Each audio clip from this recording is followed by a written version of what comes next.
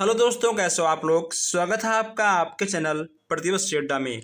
दोस्तों, आज हम लोग यहाँ पर देखने वाले हैं डीएलएड सेकंड सेमेस्टर का प्रारंभिक शिक्षा के नवीन प्रयास है, जो आपके 2017 में एग्जाम हुआ था। उस सभी 40 प्रश्नों को हम लोग यहाँ पर सॉल्व करने वाले हैं। जैसा कि आपको पता है कि प्रारंभिक शिक्षा के आपके 2 घंटे के पेपर होते हैं। आपका इसमें 50 नंबर का पेपर देखने को मिल जाता है और 40 प्रश्न आपको देखने को मिल जाता है। आज हम लोग यहाँ पर हर एक प्रश्नों को देखने वाले हैं ताकि आपका कोई भी प्रश्न ना छूटे। और आप लोग प्लीज़ इस क्लास को अपने दोस्तों के साथ शेयर करें। जो हमारे भाई बहन नए हैं वो लोग चैनल को सब्सक्राइब भी करें, प्लस वीडियो को अधिक से अधिक लाइक भी करें। डिस्क्रिप्शन में आपको व्हाट्सएप ग्रुप का लिंक मिल जाएगा, आप व्हाट्सएप ग्रुप से ज्वाइन हो सकते हैं ताकि कोई भी क्लास कोई भी अपडेट आपसे मिस ना हो। चलिए हम लोग देखते हैं आज का पहला प्रश्न। यहाँ पे दिख रहा है आपको प्रारंभिक शिक्षा के नवीन प्रयास है। दोस्तों, यहाँ पे आपको हल किया हुआ सारा प्रश्न मिलेगा। ठीक है दोस्तों, यहाँ पे आपको सारा प्रश्न हल किया हुआ ही मिलेगा। पहला आपका यहाँ पर है, राष्ट्रीय साक्षरता मिशन की स्थापना कब की गई थी? 1950 में, 1988 में, 1948 में या 2000 में? राष्ट्रीय साक्षरता मिशन की स्थापना की बात की जा रही है। इसमें आपका 1988 बिल्कुल सही हो जाएगा। नेक्स्ट यहाँ पे आपका है, उत्तर प्रदेश में सभी के लिए शिक्षा परियोजना कब लागू किया गया था? 5 अक्टूबर 1993 में, 20 जनवरी 1995 में, 31 नवंबर 2000 में या 17 मई 1993 में? इसमें आपका 17 मई 1993 बिल्कुल सही हो जाएगा। नेक्स्ट यहाँ पे आपका है, जब कोई बालक किसी भी अवस्था में प्रारंभिक शिक्षा पूर्ण किए बिना अगर वह विद्यालय छोड़ देता है तो उसे क्या कहा जाता है? अवरोह या फिर पृथक्करण, हास्य या विभाजन? अगर हम बात करें आंसर की, इसमें आपका हास्य यानी सा वाला बिल्कुल सही हो जाएगा। चलिए नेक्स्ट यहाँ पे आपका है कि चौथा, 1960 से 61 में जनजातियों की शिक्षा संबंधित समस्याओं के समाधान हेतु गठित कमेटी के अध्यक्ष थे। कौन थे? राम मूर्ति, राधा कृष्णन थे या फिर DS कोठारी या श्री UN डेवर थे?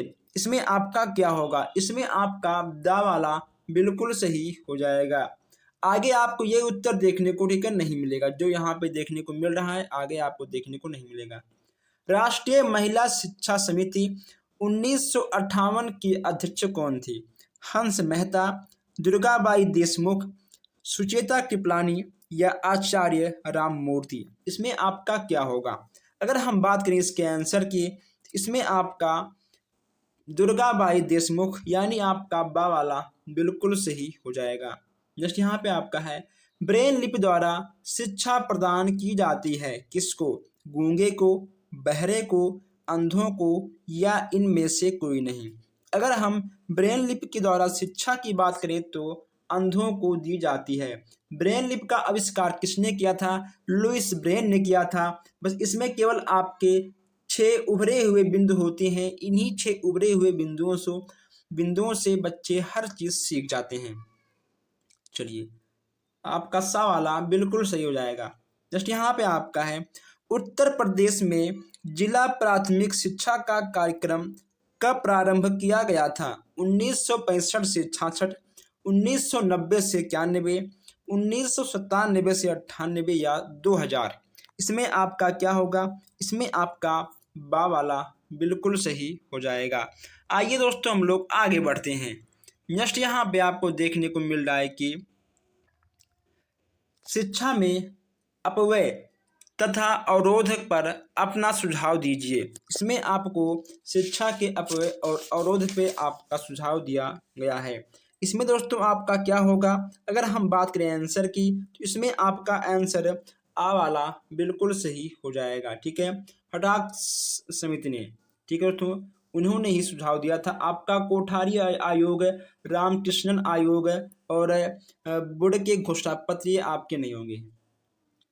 राष्ट्रीय शैक्षिक अनुसंधान एवं प्रशिक्षण परिषद का मुख्यालय कहाँ पे स्थित है? भुवनेश्वर में है, नई दिल्ली में है, कलकत्ता में है या मद्रास में है? कहाँ है? आपका नई दिल्ली बिल्कुल सही हो जाएगा।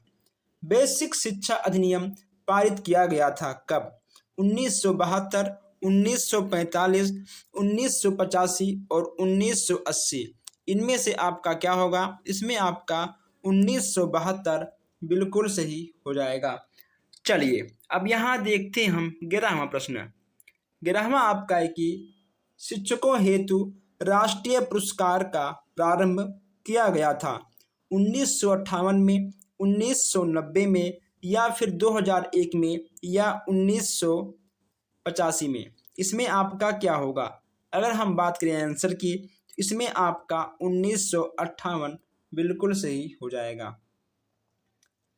बच्चों के लिए निःशुल्क एवं अनिवार्य शिक्षा का प्रावधान संविधान की जिस धारा में सम्मिलित किया गया है वह कौन सा धारा है? धारा 25 में, धारा 23 में या 45 में या फिर 35 में? धारा 45 में निःशुल्क शिक्षा और अनिवार्य शिक्षा के प्रावधान के बारे में बात किया गया है।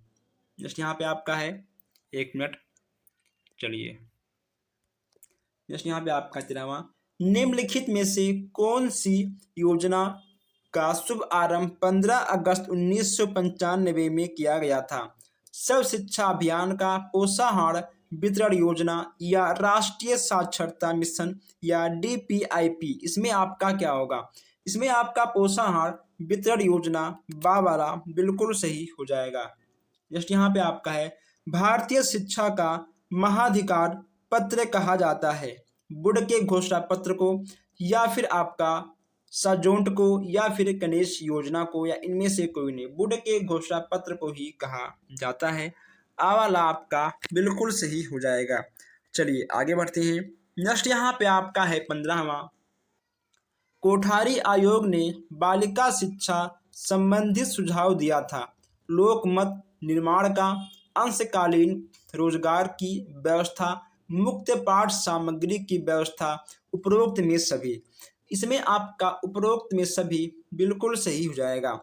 दोस्तों आप लोगों ने यहाँ पर 15 बहुविकल्पीय प्रश्न देख लिए हैं। अभी तक आप लोगों ने इस पेपर को, इस क्लास को लाइक नहीं किया है, लाइक कर दीजिए, प्लस आप लोग शेयर भी कर दीजिए। ठीक है दोस्तों, दबा के आप लोग वीडियो को शेयर करिए और आप लोग लाइक करिए। आपके एक लाइक से हमें थोड़ा सा मोटिवेशन मिलता है और कुछ नहीं होता।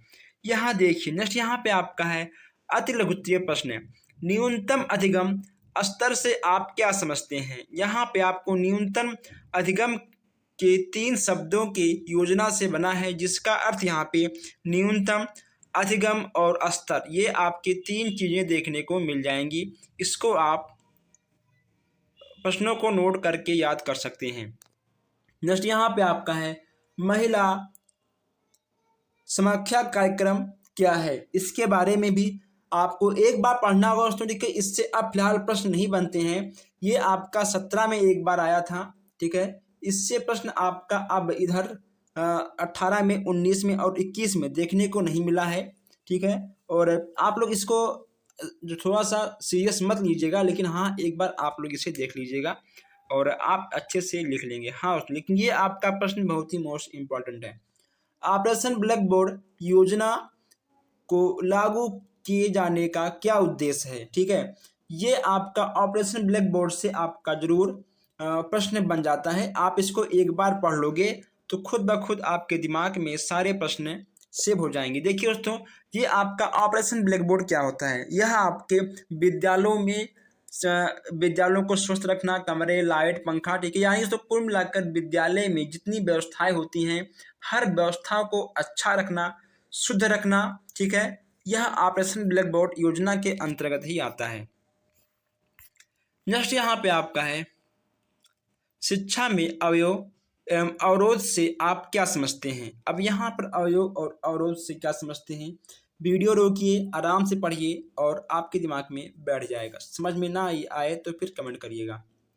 हंसा मेहता समिति 1965 के प्रमुख सुझाव क्या हैं? अब यहाँ हंसा मेहता समिति से भी प्रश्न थोड़ा कम आता है, लेकिन देखना आवश्यक है। इसका सुझाव था कि लड़के लड़कियों की शिक्षा समान होनी चाहिए, अर्थात लिंग के आधार पर किसी को शिक्षा या फिर भेदभाव के आधार पर किसी को शिक्षा ना दिया जाए। ठीक है, यही होता है आपका हंस मेहता समिति के अंतर्गत आया था।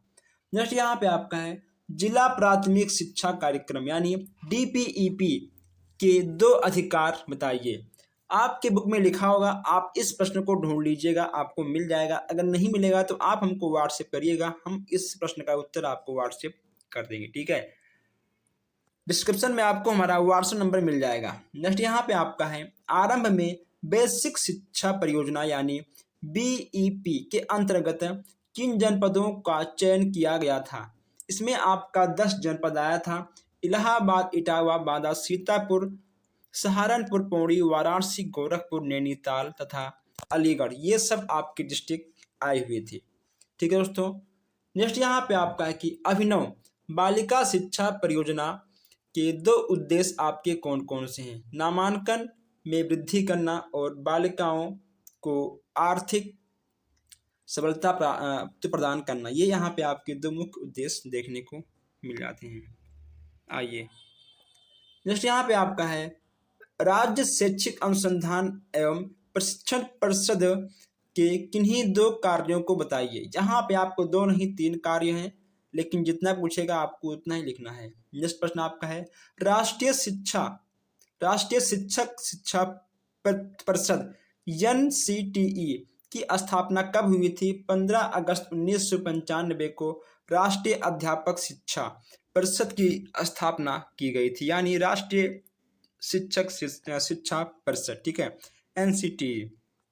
नेक्स्ट यहाँ पे आपका है ब्रिज कोर्स से आप क्या समझते हैं? ब्रिज कोर्स की बात यहाँ पे की जा रही है। ब्रिज कोर्स के आशा जो है यहाँ पे आपको दिख रहा है दोस्तों। ठीक है, आप इसको वीडियो को रोक कर पढ़ लीजिएगा। अगर हम एक एक चीज़ पढ़ेंगे क्लास बहुत लंबी जाएगी, इसका कोई मतलब नहीं निकलेगा। इन चीज़ों को आप खुद ही पढ़ सकते हो। ठीक है, आप लोग फर्स्ट सेमेस्टर का एग्जाम दे चुके हो, सेकंड में आप लोग आ चुके हो, तो इतना आप लोग बातों को कैच कर सकते हो। ठीक है, स्कूल रेडीनेस कार्यक्रम की विशेषता बताइए। आप इसको एक बार पढ़िएगा। अब इधर आपको ऐसे प्रश्न देखने को नहीं मिलते हैं। मैकाले के निस्यंदन सिद्धांत से आप क्या समझते हैं? यहाँ से भी प्रश्न आपको बहुत कम देखने को मिलते हैं, लेकिन देखना जरूरी है, पता नहीं इस बार अभी आ सकता है।